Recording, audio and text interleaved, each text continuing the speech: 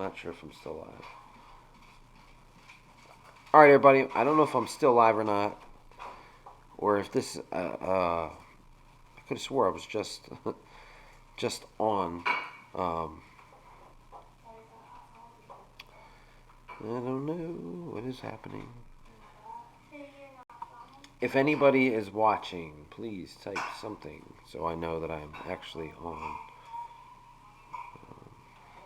Not sure what's happening.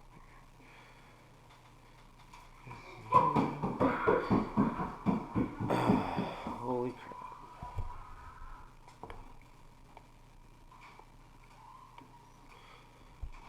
Hello, I'm not sure if I'm live or not, but if I am, welcome to the Fly Wild Show.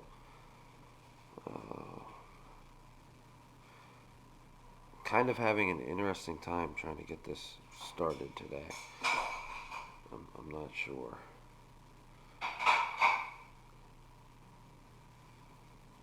Okay, DJ Birdman, what's up, man? Yeah, dude, there was. Look, it. This is what bothers me about the Eagles this year. Like in 2017, like maybe we were just spoiled because they were killing teams in 2017. I mean, we were winning games and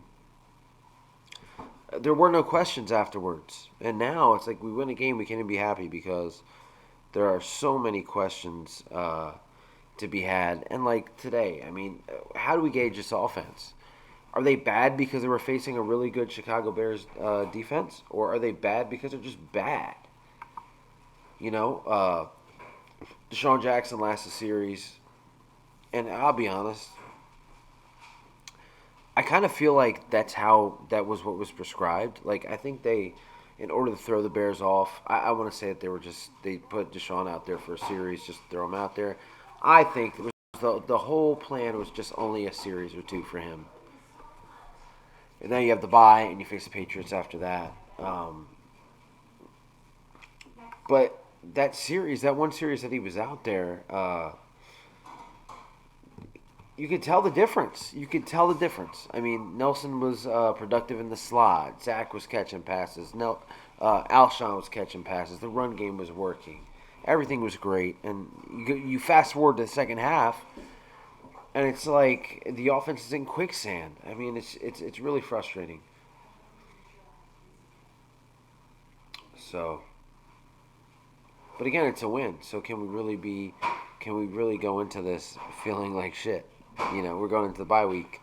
Uh, and let's just go back a little bit. Let's talk about how the game started. 19-0, right? 19. Actually, let's go even back further. The Eagles are knocking on the door, about ready to score a touchdown. They can't get a touchdown. It's 3-0. Okay, whatever. 3-0 against this great Bears defense. I'll take it. Then they get in the secondary, or I'm sorry, they get in the red zone again. They're definitely going to score a touchdown now, right?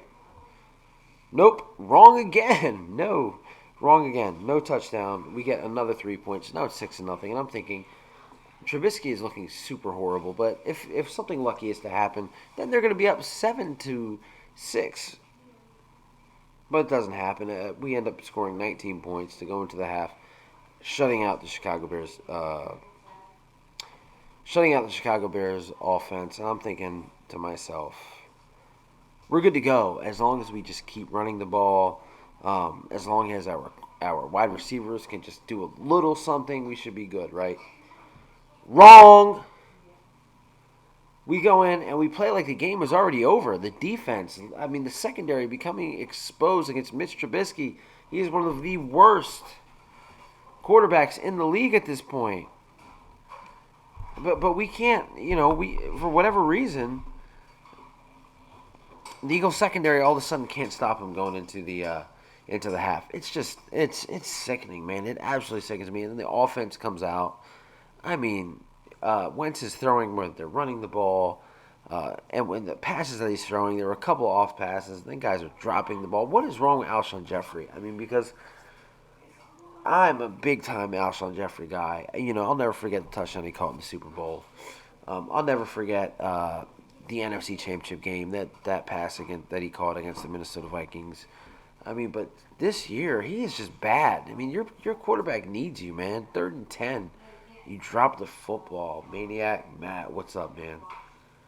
A win is a win. A win is a win, and we do need some speed in offense, and that's what pisses me off because I was the one defending Howie Roseman and Doug Peterson and saying, okay, look, guys, like they didn't pick up anybody during the trade deadline. They didn't try to get Josh Gordon. They obviously see that Deshaun Jackson is going to be okay, but here we are, and Deshaun is not okay. I don't know if he ever will be this year. And we're looking at, Matt Collins again, another game without a pass caught. J.J. Arcega-Whiteside, another game without a pass caught.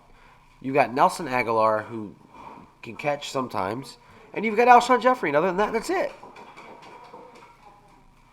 Yeah, we let him come back. And DJ Birdman, look, this reminded me a lot of the Carolina game last year. We had him dead to rights, and we just let him come back. So maybe that says something that we put him away at the end. I don't know. But it shouldn't have been close. It should not have been close. This should have been a blowout game, a blowout victory. And what really bothers me is that we have nobody to catch the football. It's crazy when you think about it. Zach Ertz had a hell of a game, but we expect this from Zach Ertz. But Matt Collins should not be a starting wide receiver in the NFL. Again, another game without a pass caught. And J.J. Arcega-Whiteside is the only rookie wide receiver. He was. Do you understand? We dropped around. I know. It's gonna look. It's gonna look a little bit better because we got Miles Sanders in the same round too. But can you imagine if we didn't have Miles Sanders and it was just J.J. Arcega-Whiteside in the second round? You can't get on the field with these guys. They can't catch the ball. It says something. Alshon goes out late. Again, I didn't expect the wide receiver to catch a ball, and I don't think one did after that. But it's crazy that we have no wide receivers to count on, and you can get away with that. You can get away with that when you're facing an offense as horrible as the Chicago Bears offense.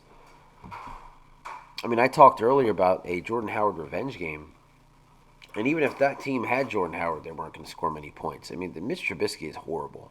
Mitch Trubisky was drafted over Deshaun Watson and Patrick Mahomes. Jeffrey has Nelsonitis. He must. Because that 3rd and 10 pass, that made me sick. It was in his hands and he dropped it. It's just, you go against New England not next week, but the week after, thank God we have a bye. But when you go against New England and a defense that they have is... So the injury update on Deshaun Jackson from sources that I've looked into, and this is what makes me skeptical, is supposedly after the first series he didn't feel like himself, whatever the hell that means. So he's running up and down the sideline, goes in the locker room. There's an equipment issue. He's thinking it's because of the equipment. Whatever. It could have been thigh pads. It could have been whatever. Comes back out, and Doug's just like, you know what? Don't worry about it. You're good.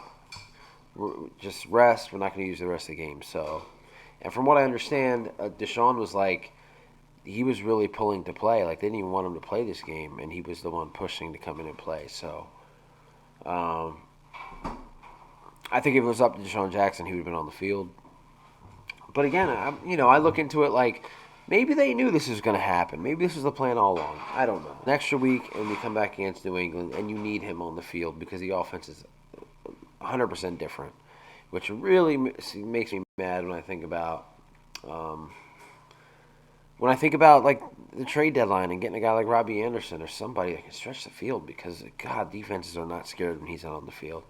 They're not scared of Matt Collins. They're not scared of J.J. Arcega-Whiteside. They could give a shit less to Alshon Jeffrey at this point. So, and then the defense, I'll tell you what, I was, again, I'm looking at a team like the Chicago Bears that really doesn't have an offense, again, at this point. Taylor Gabriel's a good wide receiver. Allen Robinson's a good wide receiver. Let's not get that wrong. Tariq Cohen's what he is at running back. I think David Montgomery's going to be a good back at some point. Obviously, this year is not the year. Maybe next year. But the defense did their thing in the first half. They were getting at Trubisky. it seemed like every other play, the defensive line was in the back in Trubisky's face. I wanted to see a lot out of Avery, Gennard Avery, who they got from the Browns. Man, he number 58. He already had a sack. He looked amazing. Um, they're stopping the run. Trubisky has zero time, and then the second half happens, and it was like somebody told the Eagles defense at the half, like, game's over. You guys already won, because that's how they played. So, the second half of the game, it was just like a different defense, like barely any pressure, wide receivers all of a sudden getting open, missed assignments by the safeties. I mean, it was frustrating. It was frustrating. Maniac Matt says we can't rely on Djax. I love Djax, but he's not reliable enough for me.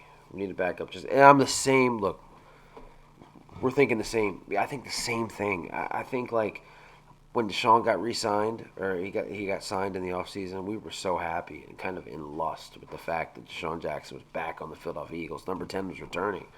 That we didn't think like, okay, well, when he goes down, because Deshaun has probably never played a full season, I don't believe, since his rookie year.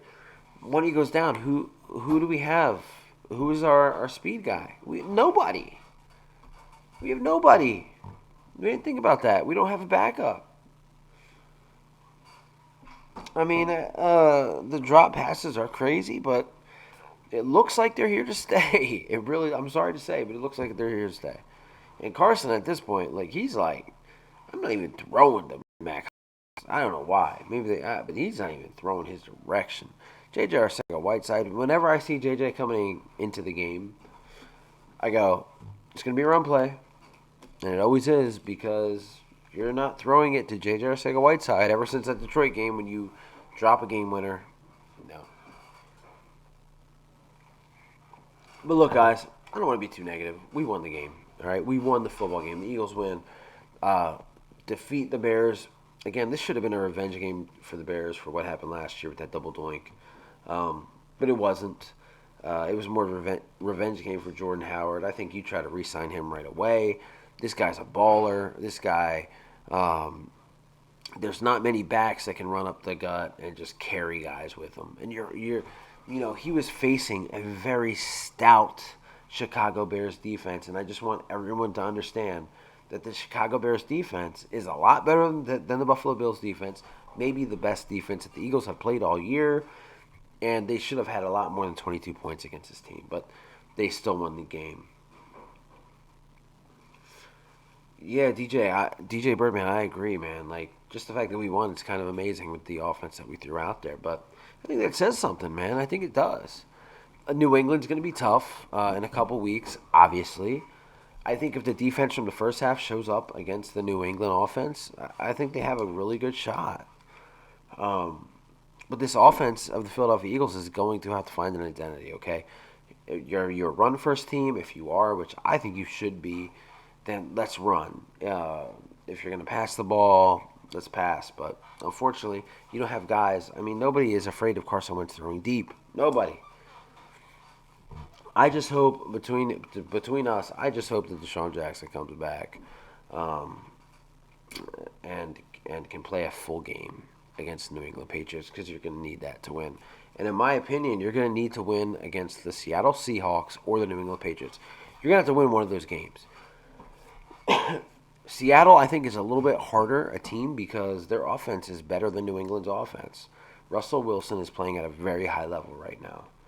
But Russell Wilson has weapons for the first time in his career.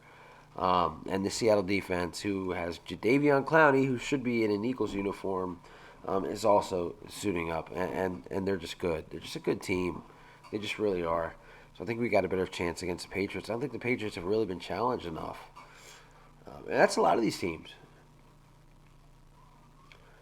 The defense played fine until the second half. I felt like watching the second half, I felt like they were kind of like, you know what? I feel like they felt like that they won already, so they didn't really push like they should have. But yeah, I mean, the defense played okay, but again, look, the Chicago offense is putrid, absolutely putrid.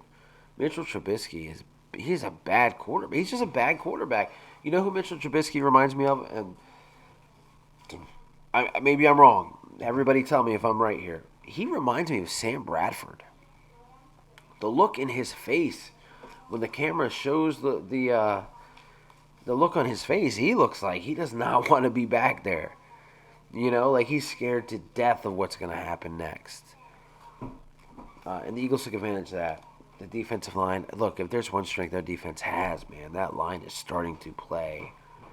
Tim Jernigan came back today. Immediate impact. Gennard Avery, I think you keep plugging him in. It's going to be immediate impact. Vinny Curry, Derek Barnett. Derek Barnett has to be sick to his stomach for not getting that one sack today. That he sacked Trubisky. Trubisky barely got away, and Josh Sweat wrapped him up. Sweat's playing okay too, but the defensive line, man, it's pretty decent. It really is. Our linebackers, that's another story. I just don't like Nate Gary. I'm sorry, I just don't like the guy. I feel like he misses way too many tackles, out of position a lot of the time. But I think the more that these guys start to play together, guys like in our secondary, Avonte Maddox, Ronald Darby, Jalen Mills, this is their first game since the Washington game, actually all playing together. And I'm lying because Mills didn't play that game. There's a few, Matt says there was a few blown coverages, but it was better than it has been. You're right there, absolutely. D does need some work. Hopefully this bye week, the coaches can put something together. Because, I don't know how great that the New England offense is. I think any offense with Tom Brady in it is obviously going to be better than a Mitch Trubisky offense. But, this is an offense that New England has with Mohamed Sanu and, James White. There's no Gronkowski anymore. I mean, I don't think they're the best. I think that if we put our shit together, we can get them. So, but look, the basis of this video is the Bears. In the beginning of the year, I think I might have had this as an L because I figured the Bears would be coming with a lot of gas after, the Eagles. Again, a revenge game after the Eagles beat them in the playoffs. You would think that they would have come out a little bit better, but they didn't. So, the Eagles win 22 to 19, or 22 to 14. I'm sorry, 19 would have been wow. Would have been our hair. All of our hairs would have been gray. But the play of the game for me was the Jordan Howard run. Up the middle and for a touchdown in the second half. I think this game meant a lot to Jordan Howard. He was named the 6th captain for the day. And he really showed why, I believe, that he's a Pro Bowl running back. And they should have never gotten rid of this guy. I would have much rather had can you imagine a Jordan Howard and David Montgomery backfield than Jordan Howard, Tariq Cohen backfield? I mean, look, I'm not a coach. I'm not a scout. I'm not a GM. But my eyes don't lie. And that just seems like a hell of a lot better backfield to me. Miles Sanders did his thing today. Again, this is a rookie that's just learning. Reminds me of Brian Westbrook in his first year. Honestly does. I think he has a lot of juice. And again, that's one of Carson Wentz. Carson Wentz can rely on Zach Ertz and Miles Sanders to catch footballs for him. Other than that, I don't know anymore. But we've definitely got to get that fixed. If it means signing a Jordan Matthews and bringing him in, I don't know. But something's got to give. So, look, we are almost at the half an hour point right now. I'm going to let everybody go. Not much else I can say about this. I mean, the Eagles' offense, ups and downs just like all year. The Eagles' defense tightened up when it needed to tighten up. And the special teams at the end of the game, grabbing that fumble, kind of not having to worry about Mitch Trubisky maybe leading a late comeback and an 8-point stance there, kind of helped us out a lot. At least saved me a lot of stress. So, look, that's it, man. Our Eagles are 5-4 going into the bye. Half game behind the Dallas Cowboys. And all we can do right now is root for those stinking Giants. And can the Giants steal one from the Cowboys? Daniel Jones, not good, but he's not the worst. Saquon Barkley, one of the best running backs in the league. The Giants' defense stinks, but man, maybe, just maybe, if the New York Jets were able to beat the Dallas Cowboys. Maybe the Giants can do one for us, and then everything is going to be tied up. It's going to be knotted up. So, but look, man, I'm Chris Wilde. I'm exhausted because this game gave me all the feels. I was overhyped in the first half and just kind of like just begging for that win in the second half. But I'm here at 41-33.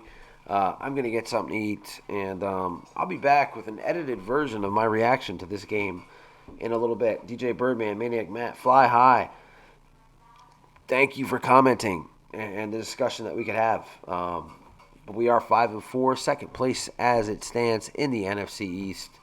And hey, anything can happen. Go Birds!